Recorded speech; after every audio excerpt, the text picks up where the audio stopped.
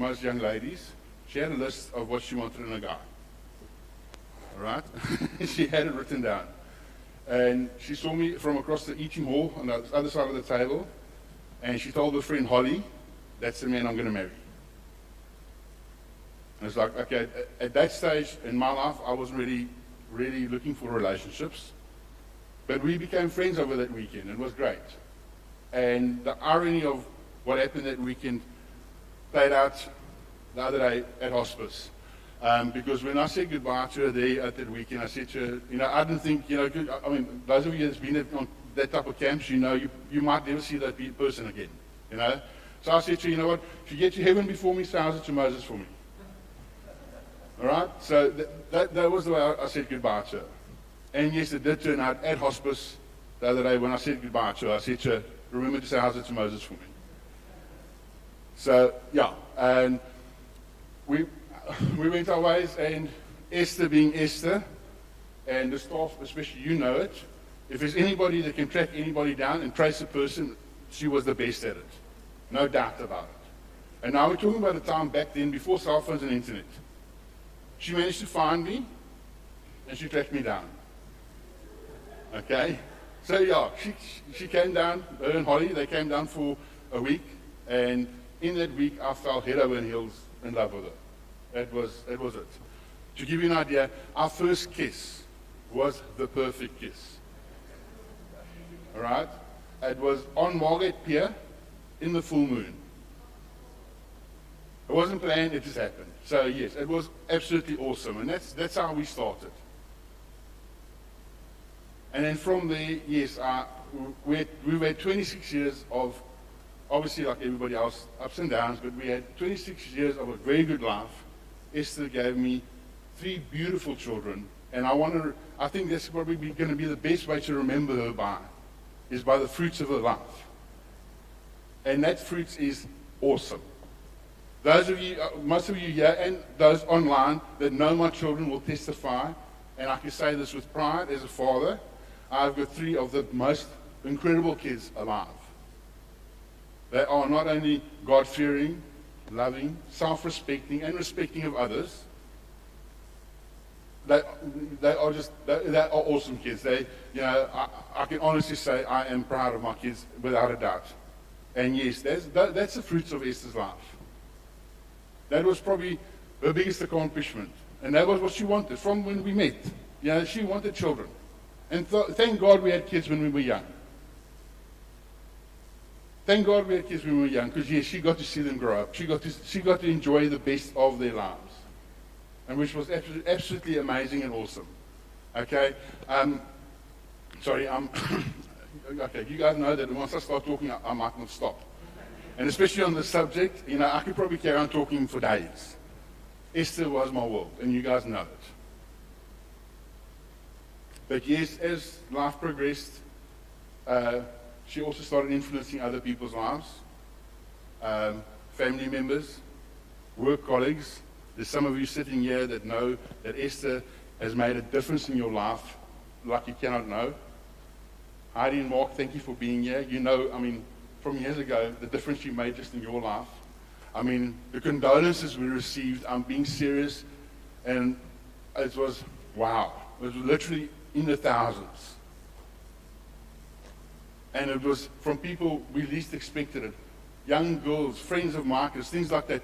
Your mom played a role in my life. Your mom was this in my life. It's just amazing what a difference she actually made. Yet she was a silent warrior. Her legacy is going to live on for generations to come. Even though she never wrote a book, she didn't stand on a pulpit, she wasn't a big mouth. That wasn't Esther. She was silent. But in her silence, she was strong. Majority of you sitting here, some of you do, like our doctor, knows what suffering she went through in the last couple of months. And Esther never wanted us, she made it clear to me as to not to tell the rest of the world. She didn't want people to know what suffering she was going through. She didn't want that attention on herself. She didn't want people to know the pain that she had to face. Because it wasn't Esther. Esther was not about getting all that attention on herself. She didn't like that. And those of you that know Esther would know exactly. That is her through and through. And yes, that's why for us, the best way to honor her as a wife and as a mother is exactly that. Is to not let her death become an obstacle in our life. We had the time, like I said, with COVID-19, to actually spend time together. And you know what? She hung on to the end to make sure that we all had peace about what was about to happen. We had conversations, deep conversations with all of us. We had our tears months ago already in a lot of ways, okay? Where we had to face the realities. But we managed to find peace, and yes, there's no regret at all.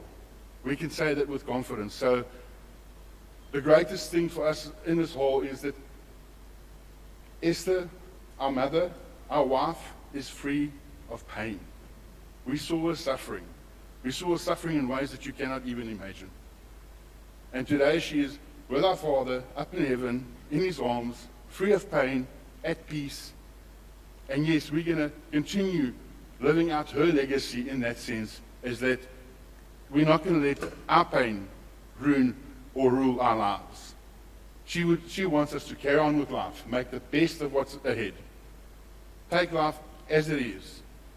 I remember, some of you, I laugh at this, sorry, but this is Esther through and through. Some of you actually received emails and SMSs or WhatsApps from her while she was lying in hospice.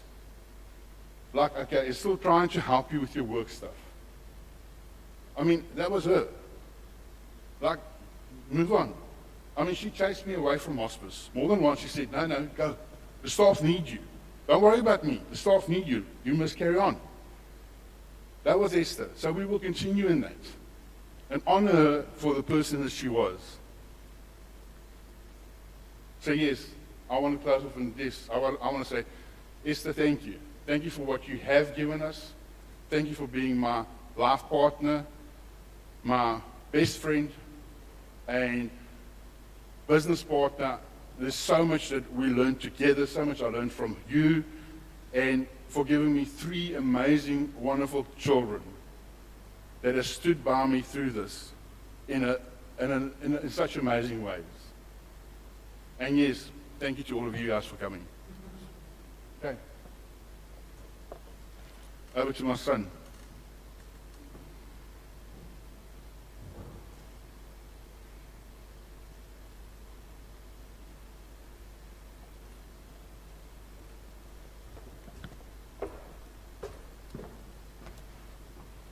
Okay, hello everyone.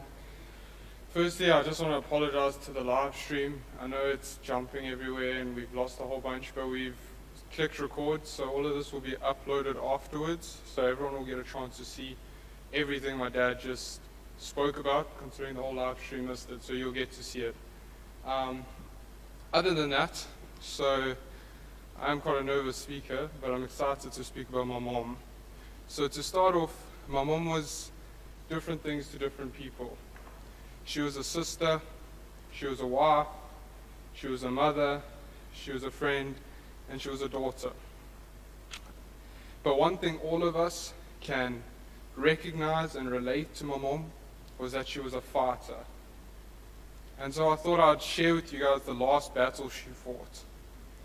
So that final evening, we got a call, we went down to the hospice, and it was sad. We assumed this was the last night. So we got there, loving arms and everything. My mom, calm, but still happy to see us, but she was calm. And throughout I remember, as the night passed, I remember asking my mom, please make it till the morning. Like, I just want you to please at least make it to the morning. And so she told me, okay, I'll make it. And what happened was my mom made it, and she one-upped me, and she made it to the afternoon the next day. Like, it just shows she's a fighter. She doesn't stop. She's never stopped. It's been a 7-year battle, and she just fought for her kids, for her friends, her family, everyone. And I think it's just an amazing thing. One of the moments that evening, I remember my brother was a wreck. He couldn't stand the sight, but he just wanted to be there with my mom. So he was lying on the bed next to her, And I remember he's just lying there, and he got up for a moment, and my mom looked at him, and my mom's like, sleep, rest, you're tired, I need you to sleep. And it just shows her love and her care and everything. She didn't want my little sister to see what was happening because it was quite a gruesome and graphic moment. So she wanted her to be covered with a blanket, and it was my dad and I's job to make sure they never saw anything. I'm sure some slipped through, as my brother witnessed, but my mom was there to protect. And I remember in a moment where my mom laid me by her feet and she said, I need you to rest a bit now. And she just began to play with my hair, like I was almost on her lap, and she was just running her fingers through my hair, and it was, I can tell you, for that exact reason, I have no regrets, and I'm happy. Like, she made that last evening of her life all for her family once again. And it was an incredible moment. And yeah, we all know the pain that she's been through and everything like that. So I just wanna encourage everyone here to remember, with our faith in Jesus Christ, she's in a better place. Heaven is better than earth. It's better than her pain. It's better than everything. And so now we can celebrate. We can be happy. We can be proud together. That now, instead of facing this earthly pain that she couldn't defeat, she's in a heavenly place with zero pain and just absolute joy and happiness.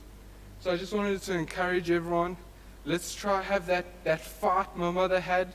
Let's encourage each other, be courageous, and just go out there and smash the world, eh? Just hit it for a 6, if you know what I'm saying. So yeah, thank you so much. Thank you for being here. Thank you everyone who's live. I'm sure you all loved her plenty, and she loved you even more probably. Thank you guys. And now to my little sister. Come. JP wants to go last.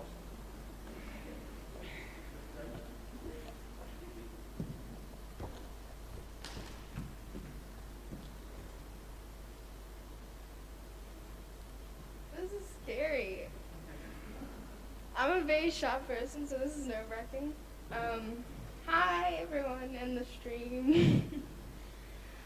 As you heard from my dad, how amazing my mom is, and how much of a fighter and how courageous my mom was, as from my brother.